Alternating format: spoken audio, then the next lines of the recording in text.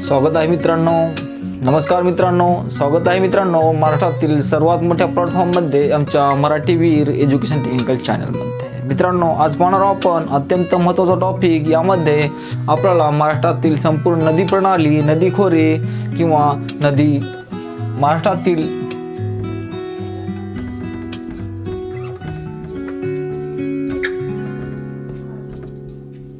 महाराष्ट्रातील प्रमुख करून आपल्याला परीक्षेमध्ये जे अत्यंत महत्त्वाच्या नद्या विचारल्या जातात ह्यावर आपण अत्यंत महत्त्वाची चर्चा करणार आहोत आणि हे लेसन पाहणार आहोत. यामध्ये महाराष्ट्रातील अत्यंत महत्त्वाच्या नद्या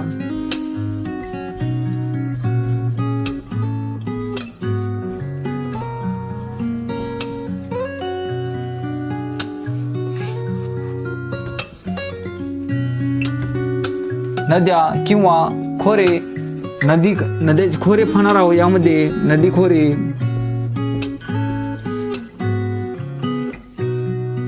मित्रांनो ह्या टॉपिकवर एकतरी प्रश्न परीक्षेमध्ये असतो आणि नदी प्रणालीवर आपल्याला परीक्षेमध्ये प्रश्न विचारले जातात. त्यावर टॉपिकवर आपल्याला चर्चा करायची आहे. तर मित्रांनो, महाराष्ट्रामध्ये सर्वात मोठी नदी कुठली असा प्रश्न विचारला तर महाराष्ट्रामध्ये सर्वात मोठी नदी ही गोदावरी.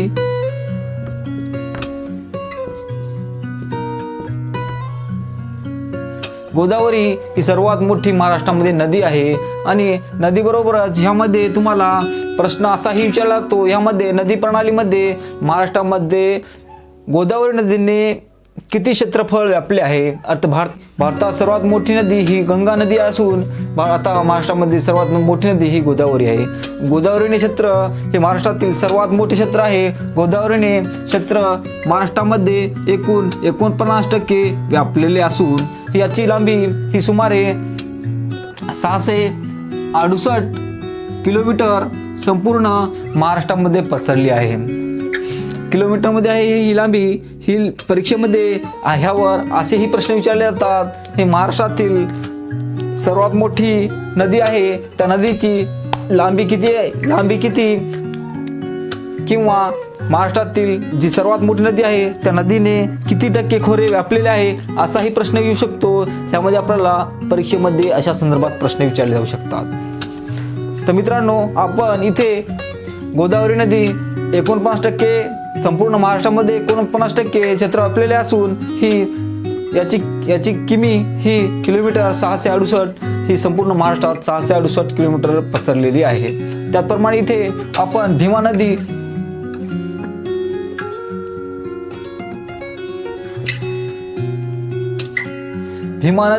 भीमा नदीने एकूण प्रमाणात 22% खोरे व्यापलेले असून 22% खोरे व्यापलेले आहे महाराष्ट्रामध्ये आणि याची लांबी 451 किलोमीटर आहे.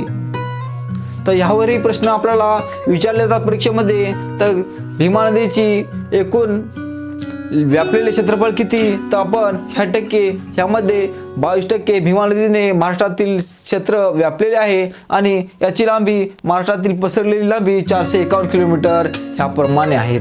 त्याचप्रमाणे कृष्णा नदी ही सरासरी 22% प्रमाणात आहे.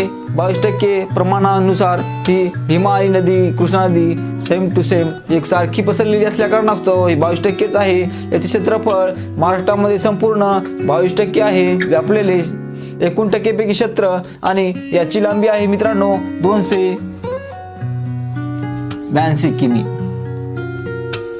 282 किलोमीटर लांबी असून ह्याप्रमाणे याची लांबी व्यापलेली आहे. त्याचप्रमाणे इथे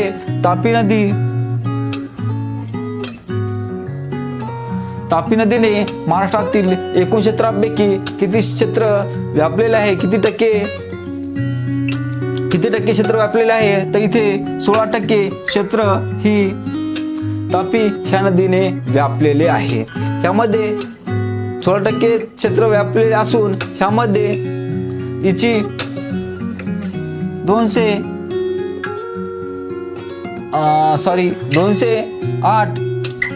208 किलोमीटर एवढी लांब पसरलेली आहे.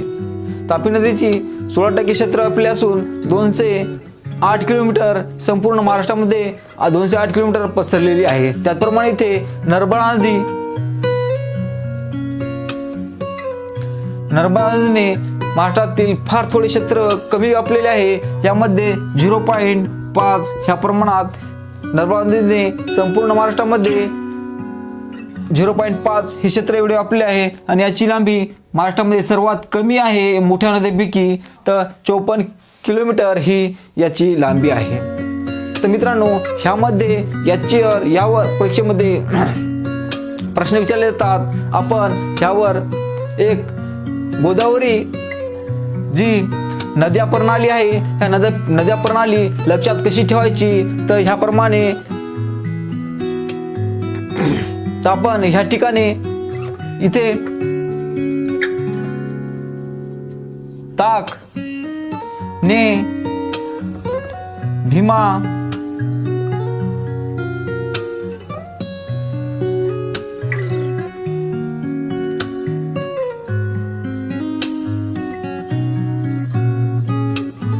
ह्यामध्ये अत्यंत महत्त्वाची कोणतीही नदी विचारा या 5 नद्यांपैकी, तर आपल्याला नदी विचारल्यानंतर आपल्याला ऑटोमॅटिकली लक्षात येते.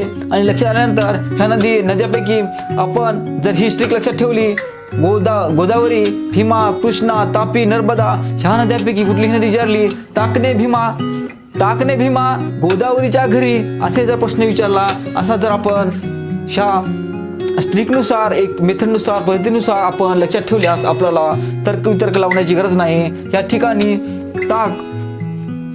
ताक म्हणजे तापी नदी, क म्हणजे कृष्णा नदी, ने म्हणजे नर्मदा नदी, भीमा नदी आणि गोदावरी नदी ह्या ठिकाणी अशी जर ट्रिक लक्षात ठेवली, तर आपल्याला एक लॉजिकनुसार एक मेथडनुसार आपण अभ्यास केल्यास आपल्याला ह्या ठिकाणी आपल्याला जास्त करण्याची गरज नाही मित्रांनो.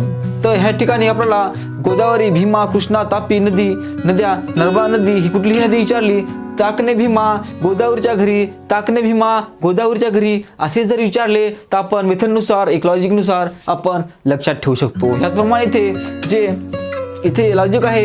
या ठिकाणी गोदावरी नदीचे गोदावरीला 49% मार्क्स 12वी मध्ये पडले, त्यापैकी 668 मार्क पडले. हे एक लॉजिक आहे आणि लॉजिकनुसार आपण मेथडनुसार अभ्यास केला तर गोदावरीला 49% पडले आणि 668 मार्क पडले. ह्याप्रमाणे गोदावरी नदीची क्षेत्रफळ आणि एकूण टक्केवारी व्यापलेले क्षेत्र प्रमाणे त्याप्रमाणे किलोमीटरमध्ये 668 ह्याप्रमाणे लक्षात ठेवू शकतो मित्रांनो. इथे गोदावरीला 49% 12वीला 668 मार्क्स मिळाले.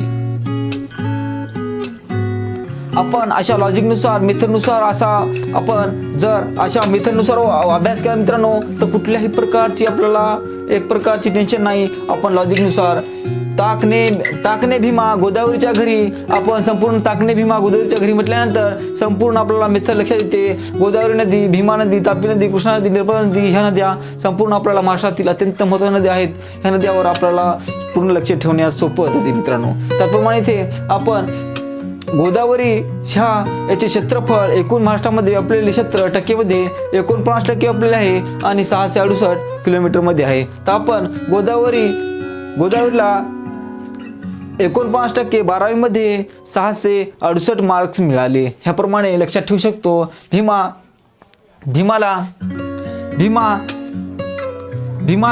12वी मध्ये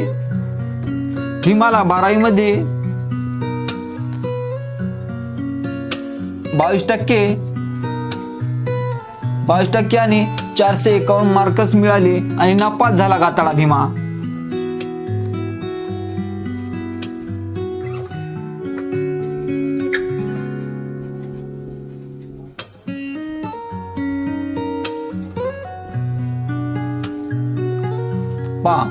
भीमाला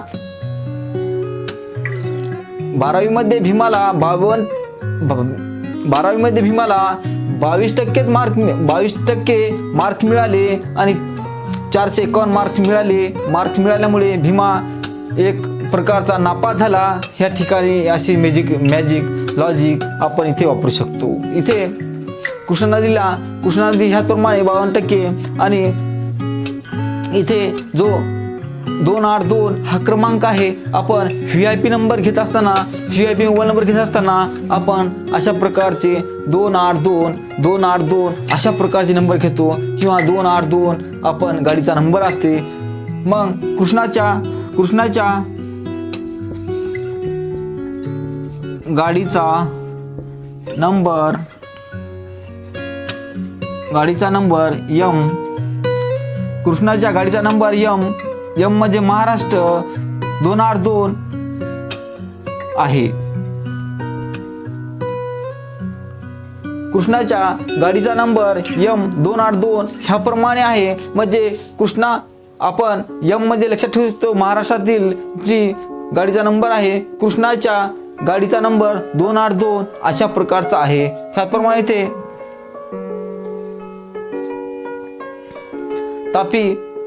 तापी नदी ही महाराष्ट्रातील सरासरीपैकी 16% क्षेत्र व्यापलेले असून इथे 208 किलोमीटर संपूर्ण महाराष्ट्रामध्ये पसरलेली आहे. तर आपण इथे तापीला 16 मिनिटात तापीने 16 मिनिटात 208 किमी अंतर पार कापले. आश्चर्यचकिताची गोष्ट आहे. तापीने 16 मिनिटांमध्ये 208 किलोमीटरचे अंतर कापले. म्हणजे आश्चर्याची गोष्ट असून तापीने 16 मीटर 208 किलोमीटर अंतर कापले 16 मिनिटांमध्ये. नर्मदा नदी महाराष्ट्रातील कमी क्षेत्र आहे, कमी टक्केवारी आहे. यामध्ये महाराष्ट्रातील 0.5 ही महाराष्ट्रामध्ये सर्वात कमी असल्या कारणास्तव इथे महाराष्ट्रामध्ये इथे 54% व्यापलेले आहे क्षेत्र. नर्मदाने 5 सेकंदात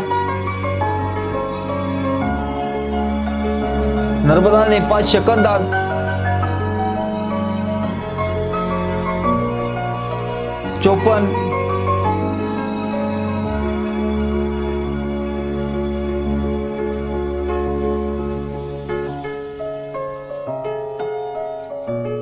नर्मदाने 5 सेकंदामध्ये 54 उड्या मारल्या. 5 सेकंद आपण बोलता 1 सेकंद 2 सेकंद नेहमी होत असतो. मात्र आश्चर्याची गोष्ट आणि आश्चर्यचकित करणारी गोष्ट असेल तर आपल्याला नेहमी लक्षात राहते. नर्मदाने 5 सेकंदामध्ये 54 उड्या मारल्या म्हणजे आश्चर्याची गोष्ट झाली. इथे नर्मदाने 5 सेकंदामध्ये 54 उड्या मारण्याची आश्चर्याची गोष्ट झाली. इथे मित्रांनो असं एक मेथड बनवून लॉजिक बनवून आणि ह्या पद्धतीने अभ्यास केला तर आपल्याला अभ्यास करण्यास फार सोप्या पद्धतीने अभ्यास जाईल. अभ्यास करण्यास आपल्याला कुठल्याही प्रकारची तेवढी काळजी करावी लागणार नाही. ह्यामध्ये आपण संपूर्ण नदी प्रणाली पाहणार आहोत. नदीमध्ये कोणते क्षेत्र आपल्याला आहे, किती टक्के आपलं आहे, कोणत्या नदीने कशा प्रकारचे आपले आहे, ह्यामध्ये लॉजिकनुसार अभ्यास केल्यास आपल्याला एकदम सोप्या पद्धतीने ताकणे भीमा गोदावरीच्या घरी ह्यामध्ये गोदावरी नदी लक्षात कशी ठेवायची टक्केवारी 2 ते 5 सेकंदामध्ये आपण पाठ करू शकतो. कुठल्याही प्रकारची एवढी आपल्याला रिस्क घेण्याची गरज नाही आणि कुठल्याही प्रकारचा जास्त घोकमपट्टी अभ्यास करण्याची गरज नाही. मित्रांनो इथे गोदावरीच्या 49% 12वीमध्ये 668 मार्क्स मिळाले. त्याचप्रमाणे भीमा 12वीमध्ये 22% मार्क्स घेऊन नापास झाला. गाताला 451 मार्कच मिळाले. आणि कृष्णाच्या गाडीचा नंबर VIP असल्या कारणास्तव इथे 282 हा क्रमांक आहे. तापीने 16 मिनिटात 208 किलोमीटर अंतर कापले. नर्मदाने 5 सेकंदामध्ये 54 उड्या मारल्या. हे आश्चर्यचकित असणाऱ्या गोष्टी ह्यामध्ये आहेत. मित्रांनो गोदावरी पूर्ण टॉपिक पाहायचा आहे. इथे गोदावरी नदी कशा प्रकारे कुठून कुठपर्यंत आली. गोदावरी नदी इथून उगम झाली म्हणजे इथून कुठून, इथून नाशिक या जिल्ह्यामधून आणि कुठून तर त्र्यंबकेश्वर ह्या ठिकाणी उंच पर्वतावरून ह्या गोदावरी नदीचा उगम होतो। या ठिकाणी गोदावरी नदी ह्या ठिकाणी ठिकाण आहे गोदावरीचं। या ठिकाणाहून नाशिक या जिल्ह्यातून त्र्यंबकेश्वर या जिथे प्रसिद्ध आहे त्र्यंबकेश्वर महादेवाचं तीर्थस्थान, ह्या ठिकाणाहून या गोदावरीचा उगम होतो। ही गोदावरी अशी अशी अशी अशी अशी याप्रमाणे जाते। तर या ठिकाणी हिची उजवी आणि डावी बाजू आपल्याला पाहायची आहे। या हिच्यामध्ये इकडून आलेल्या नद्या या नद्या मिळालेल्या आहेत। ह्या नद्या कुठल्या नद्या आहेत, कोणत्या बाजूने मिळाल्या, कुठून मिळाल्या, ह्या नद्या आपल्याला पाहायच्या आहे मित्रांनो। ह्यामध्ये आपल्याला नद्या गोदावरीच्या उपनद्या, त्यामध्ये मिळणाऱ्या नद्या, हे सर्व नद्या विचारल्या जातात आपल्याला। या टॉपिकमध्ये आपण ह्यावर चर्चा करणार आहोत मित्रांनो। इथे आपण गोदावरीमध्ये नद्यामध्ये इथे या ठिकाणी गोदावरीची डावी आणि उजवी बाजू पाहणार आहोत। इथे ही डावी बाजू समजू आणि इथे उजवी बाजू समजू।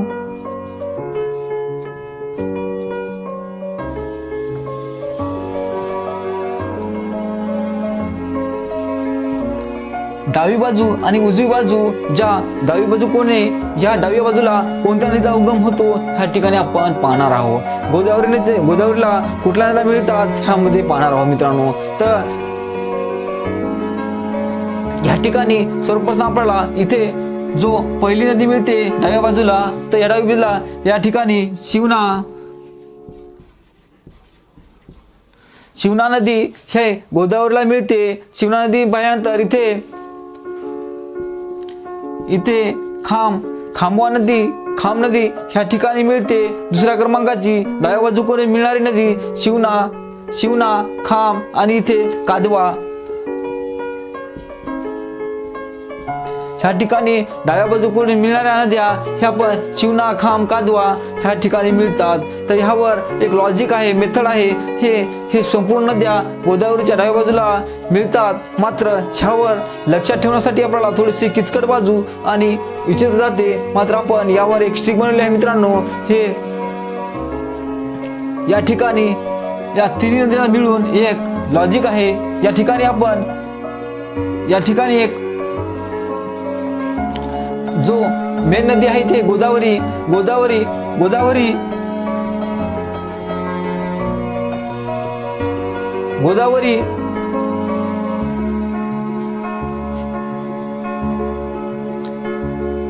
इथे गोदावरी मिळणाऱ्या नद्या गोदावरी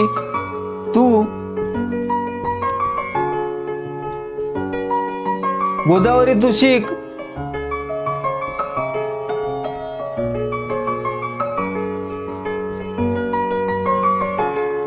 खाऊन नुसती मोठी झाली।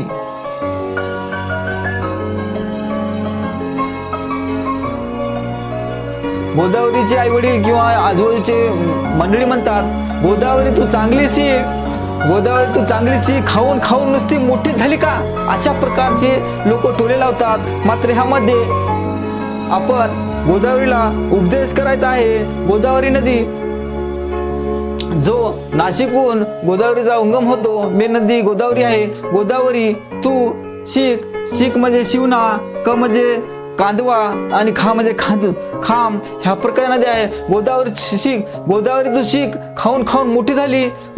डावी डाव्या बाजूला ह्या नद्या आहेत मित्रांनो। गोदावरी तू शिक, खाऊन ती मोठीच झाली, ह्या प्रकारची नदी आहे। ह्यामध्ये हे आपल्याला लक्षात ठेवण्यासाठी गोदावरी तू शिक, खाऊन ती मोठीच झाली, ह्यामध्ये डाव्या बाजू आपण ऑटोमॅटिकली लक्षात राहते। गोदावरीची नदी उगम स्थान झालं इथं गोदावरीचं शिवना, खाम आणि कांदवा ह्या नद्या डाव्या बाजूला असल्या कारणास्तव गोदावरी तू शिक, खाऊन नुसती मोठीच झाली, ह्या प्रकारची स्ट्रिक आहे मित्रांनो। त्याचप्रमाणे इथे आपण कोणत्या नद्या मिळाल्या ह्या ठिकाणी तर पाहणार आहोत। इथे वर्धा,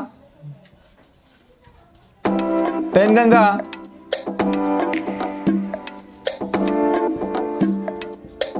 वैनगंगा,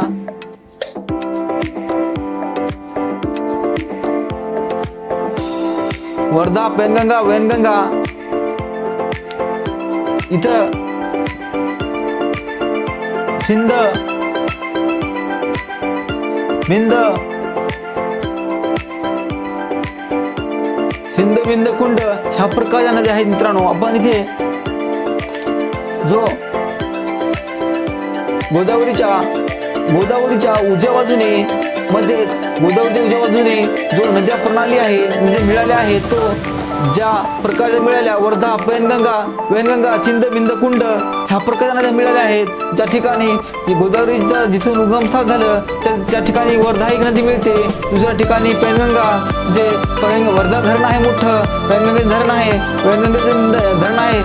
बिंद कुंड ह्या प्रकारच्या मोठमोठ्या नद्या मिळाल्या. त्या नदीला कुठेतरी कोंडल्या गेलं आणि इथे पैनगंगा जो धरण निर्माण झाले ह्या ठिकाणी धरणं आहेत मित्रांनो. त्या ठिकाणी उजवी बाजू आहे उजव्या बाजूवर एक स्टिक आहे गोदावरी तू वर्ध्याला जा त्या ठिकाणी तुला बिंदी घे त्या ठिकाणी बिंदी घे आणि एक कुंड घे आणि सिंदूर घे. बिंदी घे सिंदूर घे कुंड घे आणि वेन पेनला सोबत घेऊन ये.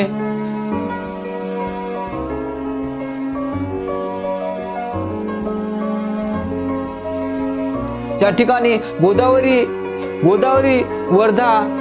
गोदावरी तू वर्ध्याला जा आणि बिंदी घेऊन ये कुंड घेऊन ये सिंदूर घेऊन ये वेन पेनला सोबत घेऊन ये. ह्या ठिकाणची लॉजिक आहे मित्रांनो. लक्षात ठेवण्यासाठी शॉर्टकट मेथड आणि सोप्या पद्धतीने लक्षात ठेवण्यासाठी आपण इथे हे लॉजिक आहे मित्रांनो. एक गोदावरी आहे मेन नदी. गोदावरीच्या आजूबाजूला जो नदी आहेत गोदावरी तू वर्ध्याला जा बिंदी आण एक कुंड आण सिंदूर आण आणि वेन पेनला सोबत घेऊन ये.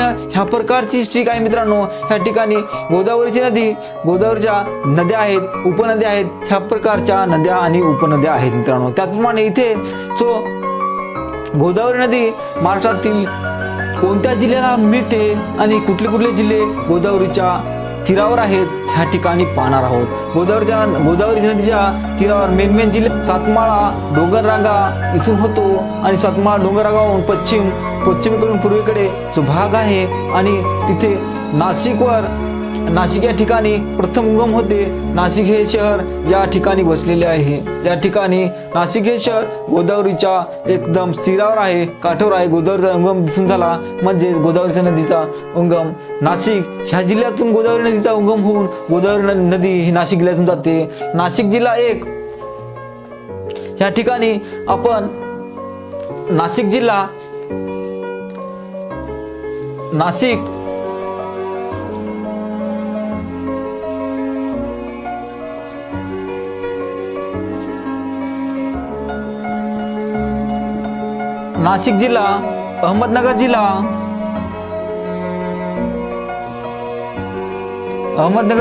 अहमदनगर आणि नांदेड जो मेन ठिकाणचे मेन शहर आहेत हेच पाहणार आहोत आपण. इथे कोणत्या नदीला कोणते शहर मिळतात आणि कुठून जातात ह्या प्रकारचं आहे मित्रांनो. इथे नांदेड जिल्हा आणि मराठवाड्यातील असंख्य जिल्हे जे शेजारी आहेत. ह्या शेजारच्या मराठवाड्यातील ह्या जिल्ह्यामधून जो मराठवाडा विभाग आहे मराठवाड्यातील बऱ्याच विभागामध्ये बऱ्याच जिल्ह्यामधून मराठवाडा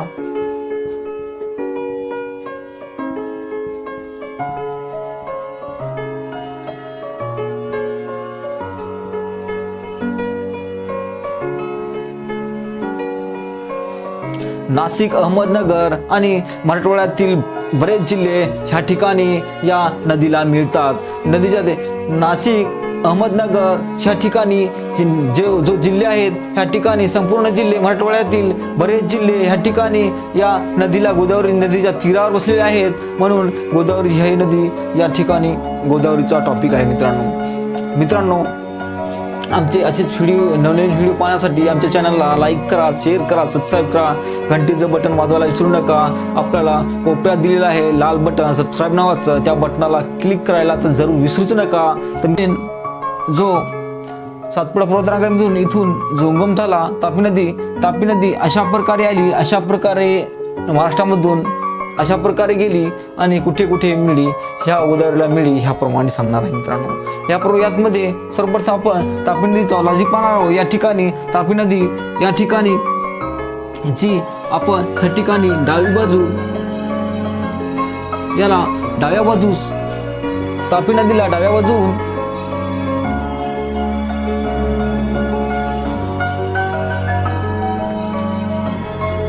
तापी नदीला डाव्या बाजून कोणत्या नद्या मिळतात ह्या ठिकाणी पाहणार आहोत.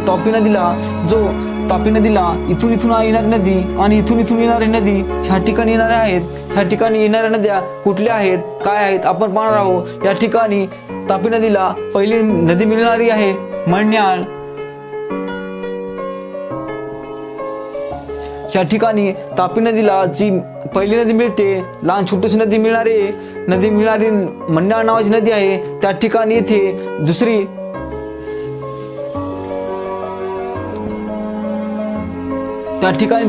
लेंडी नावाची नदी ह्या ठिकाणी तापी नदीला मिळते आणि मण्याळ आणि तापी ह्या ठिकाणी दोन नद्या डाव्या बाजूस मिळतात. म्हणून जर तापी नदी आहे मांजर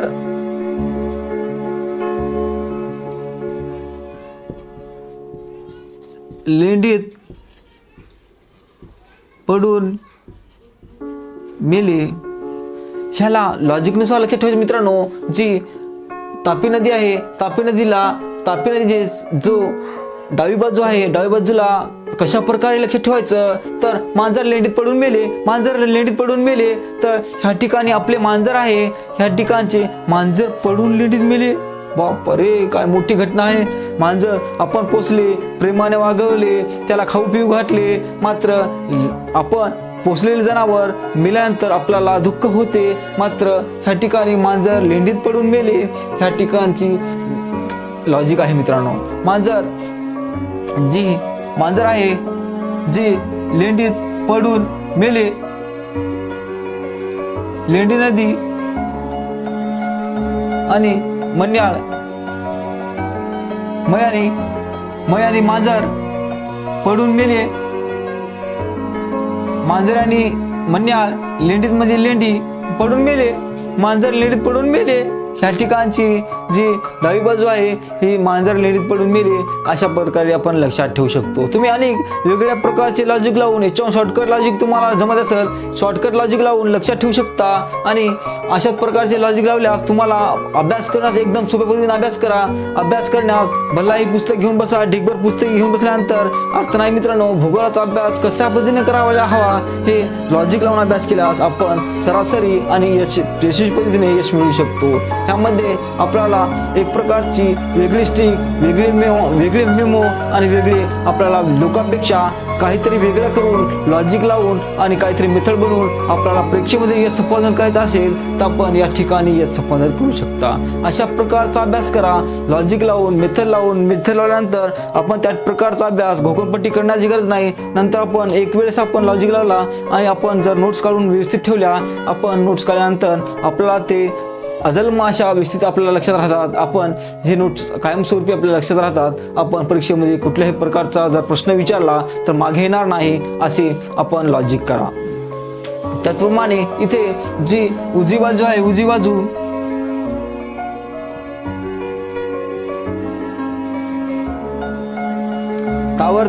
तावर जा ह्या नदी पहिली नदी तापी नदीला मिळाली.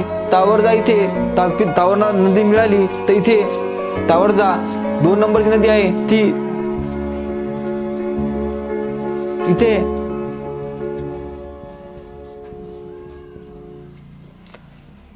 पहिली नदी उजव्या बाजूला मिळणाऱ्या नद्या, तापी नदीला उजव्या बाजूला मिळणाऱ्या नद्या तावर जा, गिरणा आणि या ठिकाणी तिसरी नदी आहे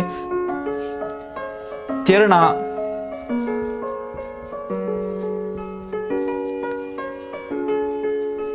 ह्या ठिकाणी उजव्या बाजूला मिळणाऱ्या नद्या तावरजा, गिरणा आणि तेरणा ह्या प्रकारच्या आहेत. ह्यावर एक अत्यंत महत्वाचा लॉजिक आहे.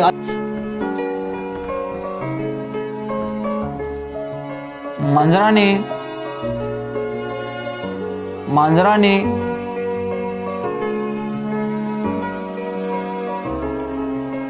मांजराने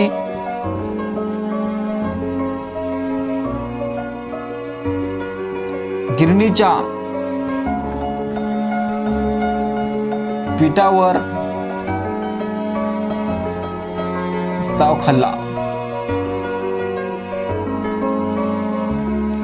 ह्या पद्धतीने आपण लक्षात ठेवू शकतो मित्रांनो. इथे मांजर आहे, मांजरा जो उजवी बाजू आहे, उजवी बाजू लक्षात ठेवण्यासाठी मांजराने गिरणीच्या जो गिरणी नदी आहे पिठावर ताव तिरणा नदी आहे आणि खाल्ला.